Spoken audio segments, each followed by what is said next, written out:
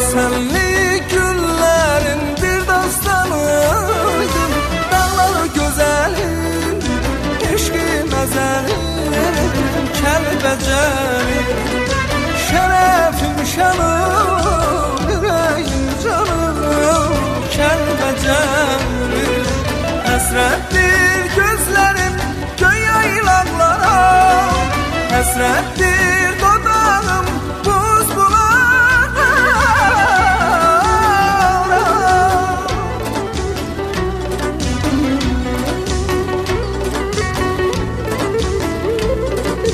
Həsrətdir gözlərim göy yaylaqlara, həsrətdir